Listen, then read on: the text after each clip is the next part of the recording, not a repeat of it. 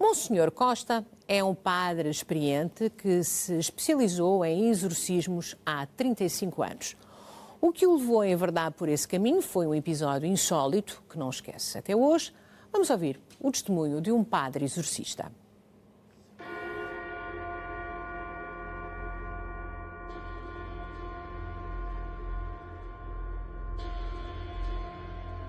Eu sou padre já há 45 anos. 45 anos já de muito trabalho, de reflexão, de trabalho litúrgico, pastoral. O especializar-me em exorcismo teve um acontecimento. Eu estava na altura no Santuário Nossa Senhora das Lágrimas, em Lisboa, e na missa das 10h30, uma quinta-feira, se não me engano, estava presente uma senhora. Essa senhora começou, mais ou menos a meio da missa, a ter certas manifestações. Essas manifestações eram ruidosas e, portanto, estavam a perturbar um pouco a celebração. Eu celebrei, acabei a celebração e, no fim, dirigi-me à senhora. Reparei que a senhora estava muito perturbada e que sofria transformações do rosto. Portanto, o rosto transformava-se. Vi logo que ali havia, embora na altura não era um especialista em exorcismos, mas vi que havia ali qualquer coisa transcendente. Ela chegava às vezes até a aparentar uma figura, digamos, animalesca. Portanto, mostrava nas manifestações, às vezes, manifestação mesmo animalesca. Lembro-me de uma delas em que eu e as pessoas que estavam ali à volta víamos quase como a cara de um porco. Quer dizer, manifestava-se dessa forma. O demónio pode-se manifestar de todas as formas, não é? E aquilo assusta. Não é fácil para quem está no primeiro momento em contacto. Eu tenho a certeza que havia ali se não era possessão, era uma pré-possessão. Eu fui buscar o livro das orações, comecei a fazer as orações de libertação e o facto é que a senhora melhorou. A senhora melhorou, a partir daí comecei. Foi assim que eu comecei a ser exorcista. Sabe que estas coisas depois andam boca a boca, não é? Ou boca a ouvido. As pessoas vão ouvindo, uns falam, outros ouvem, e a partir daí comecei então a ter pessoas que me procuravam para fazerem os exorcismos. Há 35 anos que foi esse primeiro contacto. E daí para cá nunca parei. Cheguei a ter filas de 500 metros. Portanto, pessoas que procuravam a ajuda do padre exorcista. Nem todas as pessoas estavam possessas, nem todas as pessoas estavam com problemas espirituais. Muitas delas iam só para falar, para conversar, para deitar para fora, muitas vezes, alguns problemas que tinham. A primeira coisa que eu fiz foi procurar um grande amigo meu, que era o Padre Miguel de Meimão. Chamavam-lhe o Padre Santo. E foi com ele que eu aprendi muitas das coisas que eu sei hoje. Claro que depois fui aprendendo outro tipo de aprendizagem. Eu também sou formado em psicologia e, além disso, eu fiz também uma formação em parapsicologia para estar preparado para perceber realmente todas estas situações que estavam a acontecer. E ensinou-me também a fazer uma coisa que a maior parte dos exorcistas não fazem, que é fazer uma consulta prévia. Ou seja, analisarmos a pessoa para termos a certeza que aquela pessoa tem um problema espiritual. Porque pode não ser, pode ser um problema mental. Ora, se for um problema mental, a pessoa tem que ser orientada ou para um psicólogo ou para um psiquiatra. A maior parte das pessoas que me procuram não são pessoas com possessão. Há pessoas com outro tipo de problemas. Por exemplo, pessoas com obsessão, pessoas, por exemplo, com encosto, porque depois cada situação destas tem os seus sintomas. E esses sintomas é que nos dão a orientação para podermos saber que tipo de tratamento espiritual a pessoa necessita. Até dezembro tinham já passado mais de 130 mil pessoas. Portanto, agora já só até este momento já atendi à volta de 100 e poucas. Como vê, é muita gente. O caso mais grave que eu tive, uma jovem de 14 anos, e quando os pais e a jovem me procuraram, eu detetei logo que havia ali um problema de possessão. E a jovem foi-me contando, foi revelando o que é que lhe tinha acontecido. Porque eu perguntei-lhe, olha, conta-me o que é que te aconteceu, o que é que tu fizeste para que tenhas este comportamento? Porque ela saía de casa durante a noite e ia dormir para o cemitério. E ela disse-me, olha, eu fiz o jogo do copo. O jogo do copo, que é aquele jogo a imitar a Ouija, em que põem letras e depois com o dedo vão tentar saber as respostas que os espíritos vão dando. E a partir daí ela teve esse comportamento. Começámos a realizar os exorcismos. O que é um facto é que ela, ao fim de 9 exorcismos, ela estava bem. Era uma jovem que não se dedicava a nada. Portanto, ela dedicava-se a estar com as amigas, a fazer estes jogos, não ia à igreja, não frequentou a catequese. A partir dali, ela tornou-se realmente uma jovem cristã.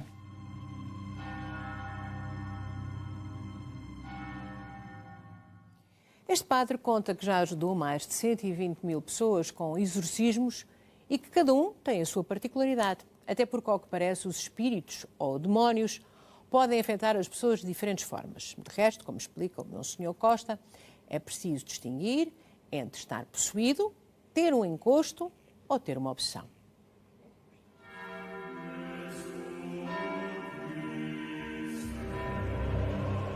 A possessão é quando um ser espiritual possui a pessoa. Portanto, comanda a pessoa. Nesse caso, normalmente, essa pessoa tem manifestações. Quais são as manifestações? Falar com uma voz estranha, falar línguas que não conhece, palavrões, portanto, um comportamento que realmente ela nunca teve na vida dela. A obsessão já é diferente. A obsessão é quando uma entidade tenta possuir a pessoa e não consegue, mas consegue comandá-la. Então, essa pessoa já vai ter um comportamento um bocadinho diferente da primeira. Esta pessoa pode, por exemplo, chorar sem motivo, pode ouvir barulhos em casa, pode ver sombras, ou seja, tem já outro comportamento. Os encostos, normalmente, são entidades, podem ser almas, portanto, podem ser pessoas que já faleceram, que muitas vezes são invocadas pelos médiuns, pelos bruxos, pelos curandeiros, por essa gente. E podem provocar muito mal. Então essas entidades têm que ser afastadas e têm que ser encaminhadas. Portanto, essas almas muitas vezes estão a fazer isso porque foram obrigadas. Então temos que as encaminhar para elas seguirem o caminho delas. Há um outro caso que me marcou muito. Era uma médium que veio aqui ao seminário, portanto, para se limpar, como eles dizem, não é? E realmente ela estava super carregada. Eu lembro-me que, quando lhe fiz o primeiro exorcismo, ela lançou um grito, aqui, neste lugar, ela lançou um grito tão estridente e tão magoado que as pessoas todas se assustaram. Todas as pessoas que estavam aqui assustaram-se com aquilo. E isto foi sucedendo ao longo dos exorcismos. Portanto, cada domingo que se fazia um exorcismo, ela gritava e depois ficava sem forças. Tinham que a levar, portanto, ao lugar. Este também foi um caso que me impressionou muito. Eu consegui perceber que ela tinha os 7 demónios, porque cada domingo ela tinha o mesmo comportamento, ou seja, gritava e quando ela gritava é porque ela sentia sair dela aquela entidade. Portanto, ela dizia mesmo, eu senti sair pela boca. Ora, ela fez 7 exorcismos, portanto, foram 7. Isso já foi outro caso. Uma pessoa africana que sabe que os africanos têm uma relação com a bruxaria muito grande. Relação no sentido que faz parte da tradição deles. E essa jovem foi tratada. Quando ela regressou, eu fui-lhe fazer o exorcismo e ela começou a falar uma língua estranha que eu não conhecia, que era exatamente a língua da tribo dela. Eu, entretanto, dei-lhe o comando espiritual, portanto, através do exorcismo, e ela deitou-se no chão de costas e começou a arrastar-se até à entrada. Ainda são bons metros. Isto também impressiona muito, não é? Não me impressionou só a mim, mas também impressionou todas as pessoas que aqui estavam, não é? Porque a missa que nós costumamos ter aqui à volta de 80 a 100 pessoas. Isto não tem nada a ver com a magia, não é? A magia é que provoca nas pessoas este tipo de situações. É por muitas vezes estas pessoas se dirigirem a bruxos, curandeiros, a fazerem certas e determinadas coisas, certas práticas, não é que leva a que as pessoas fiquem desta forma. E, portanto, só através da oração é que se consegue libertar estas pessoas. Hoje nós aqui em Portugal temos 2 exorcistas, eu e outra pessoa no norte. Eu procurei o Monsenhor Costa há cerca de 10 anos atrás. Na altura, eu tinha vários desmaios, tinha dificuldades de memorizar as coisas, dificuldades com a minha memória, dificuldades no raciocínio, e isso dificultava as minhas atividades no dia a dia. Eu ouvi falar no Monsenhor Costa através de um familiar que viu um anúncio num jornal, cortou a página e mostrou-me. E eu vi, lá tinha o contacto, tinha a morada e tinha o que ele fazia, os tratamentos que ele fazia. Eram tratamentos de exorcismos, e eu, como sempre fui da igreja, eu percebi logo o que é que significava, que eram tratamentos espirituais, e eu já tinha procurado tratamento médico para os sintomas que eu tinha, já tinha feito medicação, e como nada resultava, eu achei que o próximo passo seria procurar ajuda espiritual. Após a primeira consulta, eu recebi as orações, recebi os santos óleos e recebi as velas. Aquilo foi numa quarta-feira, fiz logo, levei para casa e comecei desta forma. E no domingo fiz o primeiro exorcismo. O senhor arcebispo fez uma oração em latim, colocou a cruz na cabeça num dos momentos enquanto fazia a oração. Com as orações eu também comecei a sentir já alguma melhoria, e com o exorcismo então foi um choque, foi uma diferença entre o antes e o depois do exorcismo. Cada caso é um caso. Há pessoas que fazem 4 ou 5 exorcismos e ficam bem. Há pessoas que fazem 9. Há pessoas que fazem 11. Depende do tipo de problema que a pessoa tem. Porque eu não faço só o exorcismo. Além do exorcismo, a pessoa tem que fazer oração em casa, a pessoa tem que fazer a Santa Unção de São Miguel em casa, que é um óleo consagrado que a pessoa coloca no corpo. A pessoa tem que vir assistir às missas e tem que vir fazer os exorcismos.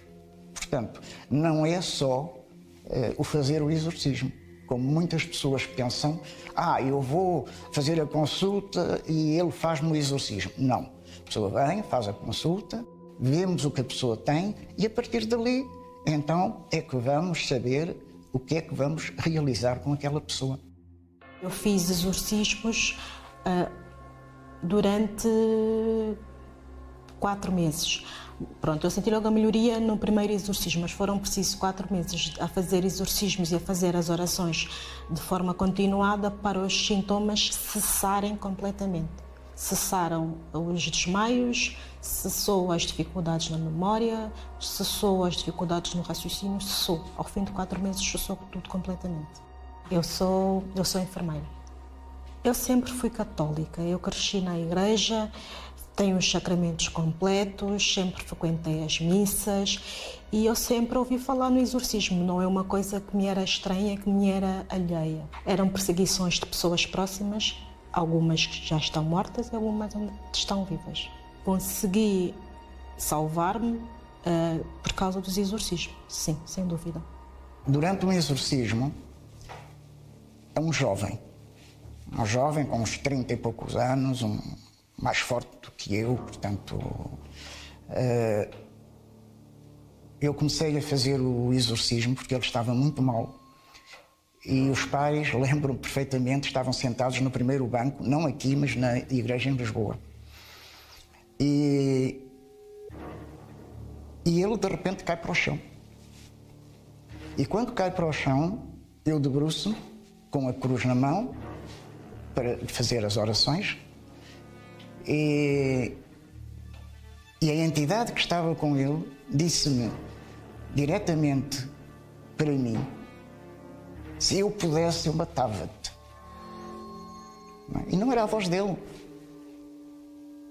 E o facto é que eu, nesse mesmo dia, eu morava na altura em Setúbal, e nesse mesmo dia eu tive um acidente na entrada da ponte Vasco da Gama, em que o carro começou a saltar, as luzes do tablier se acenderam todas e eu só tive tempo de rodar o volante e, por infelicidade, tinha uma pedra enorme e fui bater na pedra. Como vê, o mal existe. Sou uma pessoa como outra qualquer.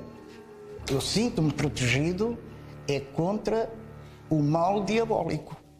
O que eu tenho é exatamente esta noção de que estou protegido contra o mal e que não devo ter medo do mal. Porque se eu tiver medo do mal, aí acaba-se o exorcista. Porque quem tem medo não pode, digamos, atacar o mal. Porque se eu tenho medo, fico paralisado. Então eu não posso ter medo. E ninguém pode ter medo. Todos os exorcistas que têm medo deixam de ser exorcistas.